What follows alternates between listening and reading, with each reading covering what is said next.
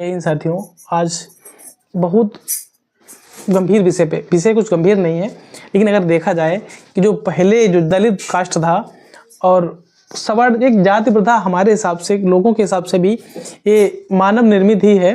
तो पहले जाति प्रथा बहुत चरम सीमा पर हुआ करती थी और जो नीचे कास्ट के लोग हुआ करते थे, हरिजन कास्ट के जो लोग हुआ करते थे, वो उनका अगर जीवन आप देखें, आप लोग खुद ही आप उस फिल्म को देखने के बाद समझ जाएंगे कि अगर उस समय आप होते, आप कतई जीवित रहने का विकल्प ही नहीं आपके अंदर बचता, आप जीवित रहने के लिए कतई इच्छुक नहीं रहते।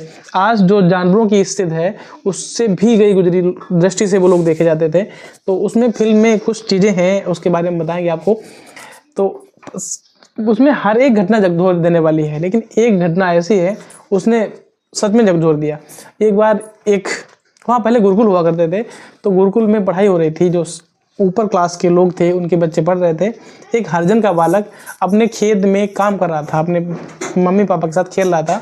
तो पास में ही गुरुकुल होने के कारण उसने भी सुन लिया वो शब्द, तो सुनते सुनते उसको लर्न हो गया, उसने याद कर लिया खेल खेल में। तो बच्चों की आदत होती है, जो उनके मन में आता है वो कहने लगते हैं, गुनगुनाने लगते हैं।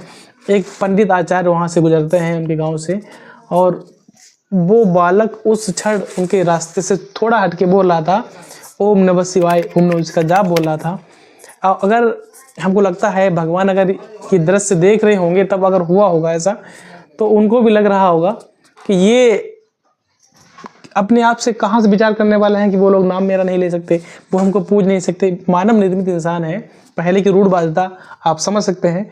तो बहुत आश्चर्यचकित लोगों ने देखा कि ये बालक जो सुनने के जो शब्द अधिकारी नहीं है, महामृत्युंजय शंकर जी का मंत्र है, ये बोल रहा है, इसने मंत्र को अपवित्र कर दिया है और इसके कारण गांव पे बहुत बड़ा संकट आने वाला है, इसने घोर अपराध कर दिया है। तो एट लास्ट निर्णय हुआ कि वहाँ पे पंचायत बुलाई जाए, पंचायत में निर्णय सुनाया जाएगा, तो वही इनको दंड दिया जाएगा। इसका दंड पूरे गाँव को नहीं भुगतना पड़ेगा। नहीं तो अगर ऐसा नहीं किया जाएगा तो ये पता नहीं कितनी बड़ी विपत्ति पूरे गाँव पे आ जाएगी। तो विपत्ति वहाँ पे टालने के लिए पंचायत में कहा गया कि इस बालक ने जो ओम नमः शिवाय का जाप किया है, इसका प्रायश्चित करने के लिए इसकी जीवा काट ली जाए। अबोध बालक की बराबर ही रही होगी। तो कहीं न कहीं हम मानते हैं वो फिल्म एकदम रियलिटी नहीं है, लेकिन रियलिटी बेस्ड जरूर है। अगर इस सोच के लोग पहले रहे होंगे तो उस जाति पे आप ऐसे नहीं महसूस कर पाएंगे। एक बार उसको अपने स्थान पर उसको रख के समझिए कि अगर वहाँ पे हम होते तो क्या आप जीना पसंद करते, रह पाते, कैसे करते।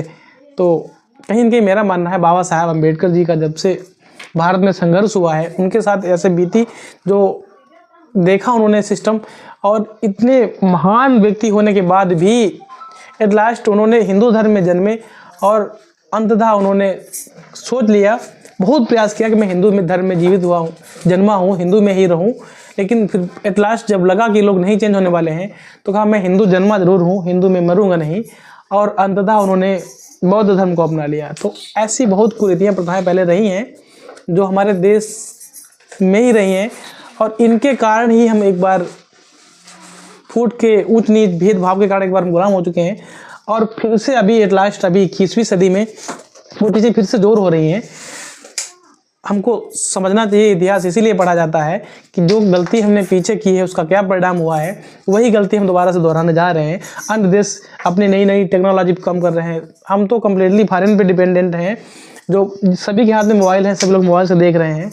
एक बात बताएं, अगर ये सॉफ्टवेयर जो एंड्रॉयड वर्जन का सॉफ्टवेयर है, जिस भी कंट्री का है, आपको खुद पता होगा, अगर वहाँ से इसको अनइंस्टॉल कर दिया जाएगा तो हमारे देश में जितने मोबाइल हैं, लगभग प्रति व्यक्ति के हाथ में मोबाइल है, एक कोई काम नहीं है। एक बार उनका इंस्टॉलेशन एक क्लिक पे पूरे भारत की अर्थव्यवस्था डगमगा जाएगी। तो हम जाति व्यवस्था में ना पड़ के कहीं न कहीं हमको अब समझना पड़ेगा कि असलियत हमको नई नई टेक्नोलॉजी में पढ़ना चाहिए।